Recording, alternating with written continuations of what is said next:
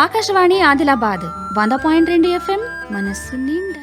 కుక్క విశ్వాసం గల జంతువు అని చిన్నప్పటి నుండి పాఠం నేర్చుకుంటూనే ఉన్నాం. అడవిలో ఉండే కుక్కలు భయంకరమైనవి. అవి పెద్ద పులులకు కూడా భయపడకపోవడమే గాక ఐకమత్యంతో పెద్ద పులి చుట్టూ చేరి దిగ్బంధనం చేసి చంపగల నేర్పు, శక్తి, తెలివితేటలు వాటికుంటాయి. అందుకే అడవిలోని కుక్కలకు పులులు సహితం భయపడతాయి. వాటిని రేసు కుక్కలంటారు. ఆంగ్లంలో హైనాలంటారు. ఎవరైనా బాగా రెచ్చిపోయి జగడమాడితే పెద్దవారి మీదికి కొట్టబోతే ఏందిరా రేసు కుక్క తీరు రెచ్చిపోతున్నావు అంటారు.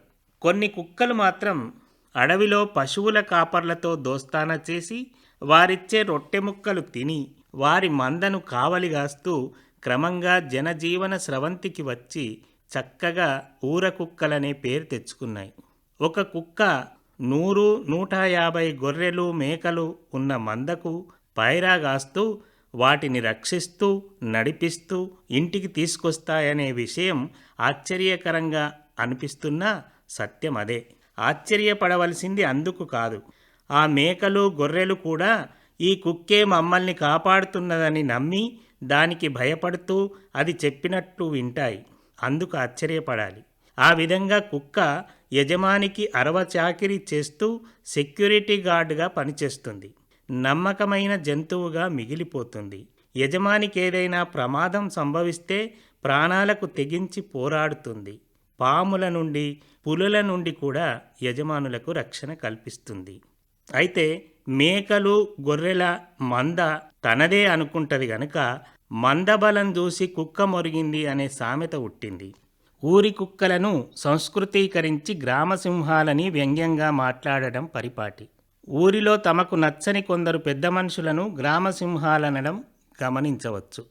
కుక్క ఇంత విశ్వాసంతో ఉన్నప్పటికీ ప్రజల మనసుల్లో అది నీచ జంతువుగానే పరిగణింపబడుతుంది.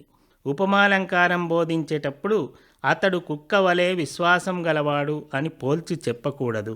అది నిజమే అయినప్పటికీ నీచోపమానమవుతుందట. ఎందుకంటే ఉపమాలంకారంలో సమాన ధర్మం అని ఒక నిబంధన ఉన్నందున మనిషి కుక్క కన్నా ఉన్నతుడని భావించి అది నీచోపమానమని కొట్టివేస్తారు. నీళ్లలోన మొసలి నిగిడి ఏనుగు పట్టు బయట కుక్క చేత భంగపడును అన్నాడు ప్రజాకవి వేమన. ఇక్కడ కుక్కను నీచంగానే చెప్పినాడు. కుక్కలు చింపిన విస్తరి అనేది ఒక పలుకుబడి. అస్తవ్యస్తమైన జీవితాన్ని అట్లా పోల్చి చెప్తారు. కుక్క తోక పట్టుకొని గోదావరీదుడనేది మరొక పలుకుబడి. కుక్క మధ్యలోనే ఎక్కడో తోక విదిలిస్తే నీళ్లలో మునిగిపోవడమే గతి అవుతుందని దాని భావం. ఆలిమాట విని అన్నదమ్ముల రోసి వేరుబోవువాడు వెర్రివాడు కుక్క తోక బట్టి గోదావరీదున విశ్వదాభిరామ వినురవేమ అన్నాడు గదా వేమన. చిన్ననాటి నుండి ఒకచోట పుట్టి పెరిగిన అన్నదమ్ములు నిన్న వచ్చిన భార్య మాటలు విని వేరు కాపురం పెట్టుడంటే కుక్కతోక పట్టుకొని గోదావరీదినట్టేనని వేమన ఎంతో చక్కగా బోధించినాడు. కుక్కతోక వంకర అనే పలుకుబడి గుణం మార్చుకోలేని మూర్ఖులను ఉద్దేశించి చెప్పినాడు వేమన. ఎవ్వరి గుణములు ఏమన్నా మానవు చక్కజేయరాదు కుక్కతోక అన్నాడు. చాట్ల తౌడుబోసి కుక్కలకు కొట్లాట పెట్టుడనేది ఒక సామెత. బాగా కలిసిమెలిసి ఉన్న వారిని విడగొట్టడానికి కొందరు జగడాలు పెట్టి తమాషా చూస్తారు. అటువంటి సందర్భంలో ఈ సామెత వాడతారు. ఊర్లో పెళ్ళైతే కుక్కలకు పండగ అనేది కూడా వ్యంగ్యంతో కూడిన సామెతని. తమకు ఇష్టంగాని వారి గురించి ఇటువంటి సామెతలు వాడుతుంటారు. దోబీకా కుత్తా నా ఘర్కా నా ఘాట్కా అనేది హిందీలో ఒక ముహావిర. ఇక్కడ కులాల ప్రస్తావన అనేది అనివార్యం. వారిని కించపరచడం ఉద్దేశం కాదు. ఇంటికి చాకిరేవుకు తిరగడంతోనే దాని పని అయిపోతుంది. ఎటూ కాకుండా ఏ పని పూర్తి చేయలేక శ్రమ మాత్రం తప్పకపోయిన సందర్భంలో ఈ సామెత వాడతారు. కుక్క పని కుక్కే చెయ్యాలి, గాడిద పని గాడిదనే చెయ్యాలి అనేది ఒక జాతీయం. పంచతంత్రంలోనిదే ఈ కథ కూడా. ఒక యజమాని వద్ద కుక్క గాడిద రెండూ ఉంటాయి. వాటికి అతడు ఆహారం ఏమీ పెట్టడు. వాటి ఆహారమేదో అవి తిని ఆ ఇంటిని పట్టుకొని జీవిస్తుంటాయి. ఒకనాటి రాత్రి ఒక దొంగ వాళ్ళింట్లో జొరబడతాడు. దొంగవాడు వచ్చిండు, నువ్వు మొరగమని గాడిద చెప్తే వాడు నాకేదో దోచిపెడుతున్నాడని మొరగాలనా, పోనీ దోచకపోని అయితే నాకేంటట అంటది కుక్క. కుక్కలు విశ్వాసం గల జంతువులంటారు గాని నీవు ఇంతటి విశ్వాసఘాతకురాలివని నాకు తెలియదు అని గాడిద బోధ చేస్తుంటే, అంత విశ్వాసమే ఉంటే నువ్వే అరవరాదు అన్నది. అవును, ఓండ్ర పెడతా, నీ అంతటి పనికిమాలిన దాన్ని కాను నేను అని గాడిద ఓండ్ర పెట్టగానే దొంగవాడు పారిపోయినాడు. కానీ బంగారం లాంటి నిద్రను పాడు చేసిందని యజమాని గాడిదను బడితె పూజ చేసిండట. అందుకే కుక్క పని కుక్కే చెయ్యాలి, గాడిద పని గాడిదే చెయ్యాలి. కొందరు తల్లిదండ్రులు కోపంతో తమ పిల్లలను కుక్కల కొడుక అని తిడుతూ ఉండటం చూస్తుంటాం. కుక్క చావు, కుక్క బతుకు కూడా నీచార్థంలోనే వాడుతున్నాం. ఇంత బతుకు బతికి ఆఖరికి కుక్క సావచ్చే గదా అనేది ఒక మాట అయితే, రాజభోగాలు అనుభవించి చివరాఖరికి కుక్క బతుకైపాయే గదా అనేది మరొక మాట. కుక్కమూతి అందంగానే ఉంటుంది గాని వంకర టింకరగాసిన కాయలను కుక్కమూతి పిందెలంటారు. చెట్టు చచ్చే కాలానికి కుక్కమూతి పిందెలనేది సామెత. ఇంకా నీచంగా చెప్పవలసి వస్తే కుక్క ముట్టిన కుండ అనడం పరిపాటి. ఆ కుండ ఇక పనికిరాదన్న భావం అర్థం చేసుకోవాలి. దీంట్లోని వ్యంగ్యాన్ని ఎట్లా అర్థం చేసుకుంటే అట్లా అర్థమవుతుంది. కుక్క కుండలో మూతి దూర్చి తినబోయి తర్వాత తన మూతిని బయటకి తీయరాకపోతే ఆ కుండను నేలకేసి కొడుతుంది.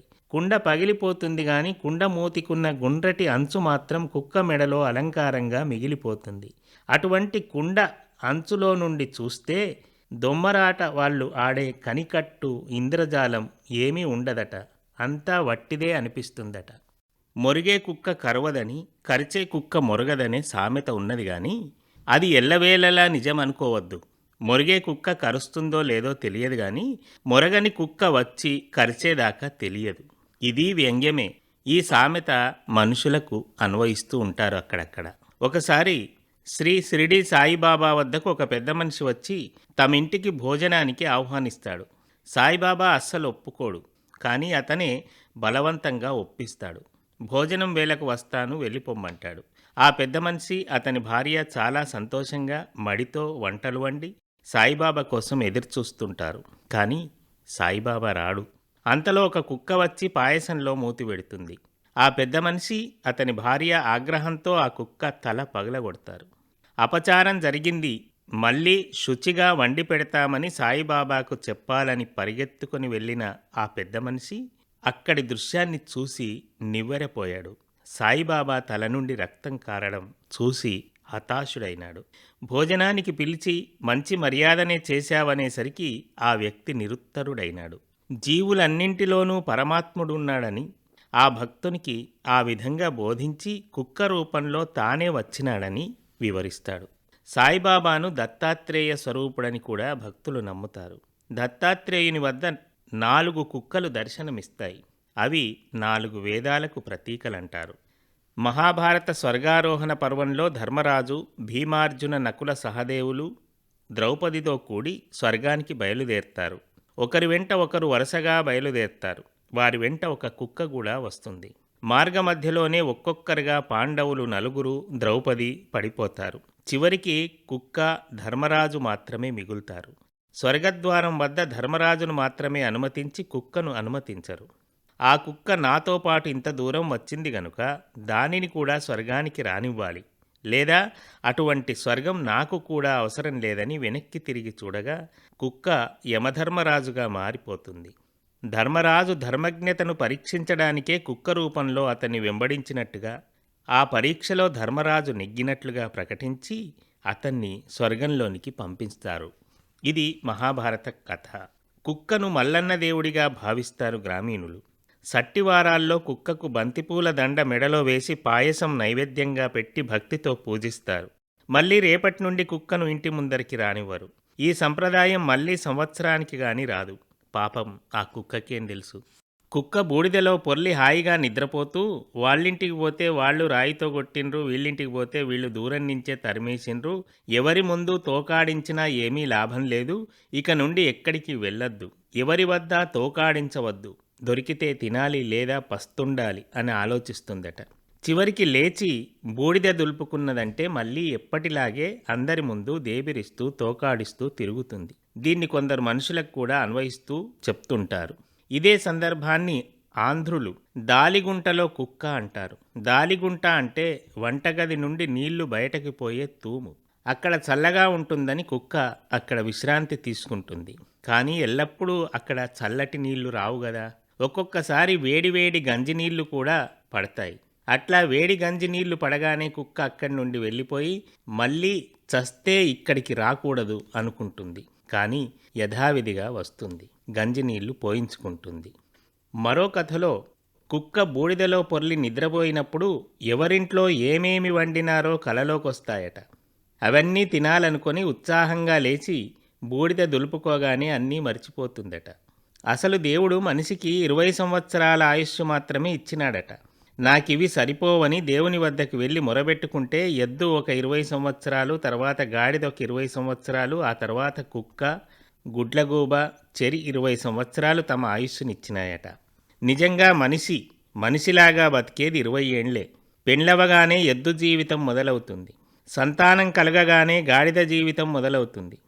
కొడుకు కోడలు ఆఫీసులకు, పిల్లలు పాఠశాలకు వెళ్ళగానే కుక్కలాగా ఇంటికి కాపలా కాయాలి. చివరగా మిగిలిన 20 సంవత్సరాలు గుడ్లగూబలాగా కూస్తూ బతకాలి. అయినా నీ కుక్కబుద్ధి పోనిచ్చుకున్నావు కాదు అని ఎత్తి పొడవడం కూడా చూస్తుంటాం అక్కడక్కడ. కనకపు సింహాసనమున శునకము గూర్చుండబెట్టి శుభలగ్నమునన్ దొనరగ పట్టముగట్టిన వెనకటి గుణమేలమాను వినరా సుమతి అన్నాడు. ఇది కుక్కను నీచంగా చూపించడమే. కుక్క బుద్ధి ఎక్కడికి పోతుంది అని కుక్కకాటుకు చెప్పుదెబ్బ అనేది సామెత. కుక్కకాటు భయంకరమైనది. కుక్క కరిచినందువల్ల రేబీస్ అనే ప్రాణాంతకమైన వ్యాధి వస్తుంది.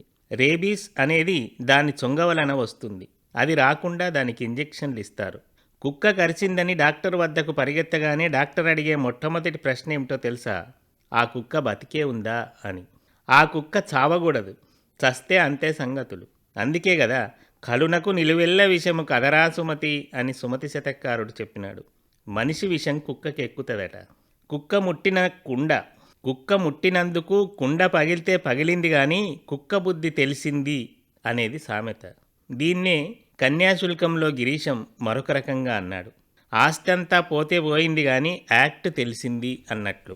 చెప్పు దినెడు కుక్క చెరుకు తీ పెరుగున అని కుక్కకు నెయ్యి ఇముడదని, కుక్కకు హద్దుంటది గాని సింహానికి హద్దుంటదా అనేది సామెత. సింహం అరణ్యమంతటికి రాజు. కుక్క తన ప్రాంతంలోనే గర్వాన్ని ప్రదర్శించగలదు.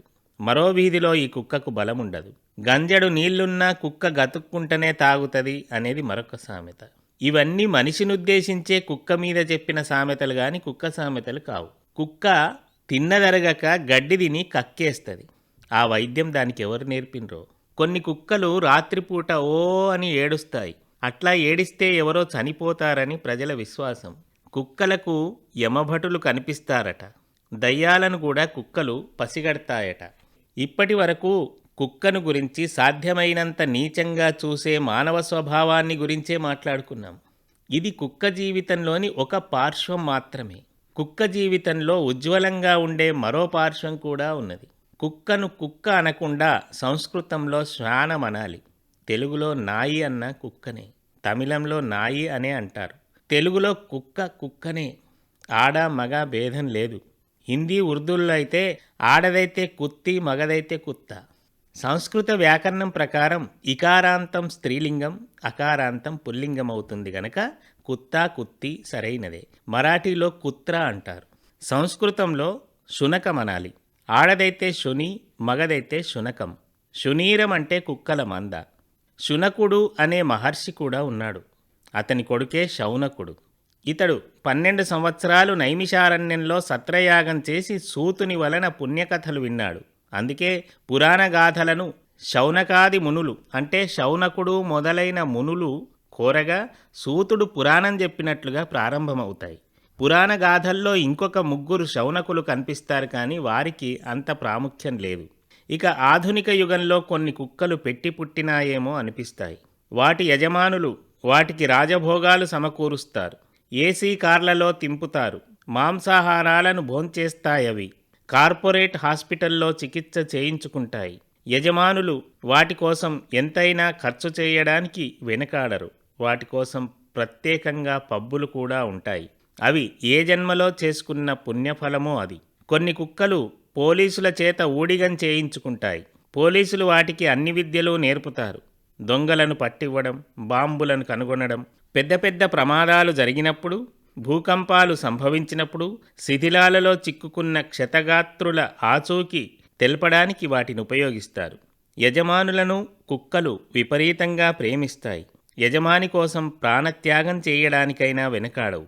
ఒంటరి స్త్రీలకు, అంధులకు, వికలాంగులకు సేవ చేయడంలో నేర్పును ప్రదర్శిస్తాయి. వాటికి అటువంటి శిక్షణనిస్తారు. ప్రమాదం జరిగితే పోలీస్ స్టేషన్లకు, అగ్నిమాపక దళానికి, అంబులెన్సులకు సమాచారం అందించడంలో కూడా కుక్కలు ముందుంటాయి. కాశీలో కాలభైరవుడుంటాడు. అతడు శివస్వరూపుడే. మనం ఇంతకుముందు కుక్కను మల్లన్న దేవుడు అనుకున్నాం కదా. మల్లన్న మరెవరో కాదు, మల్లికార్జున స్వామి. భైరవుడన్నా కుక్కనే. కాశీపట్టణంలోని క్షేత్రపాలకుడు కాలభైరవుడే. అతని దర్శనం చేసుకోకుండా కాశీయాత్ర పూర్తి చేసుకున్న ఫలితముండదు. సంగీతంలో భైరవి రాగం ఉంటుంది. హిందుస్థానీ సంగీతంలోనైతే భైరవ్ పురుష రాగమైతే భైరవి స్త్రీ రాగం.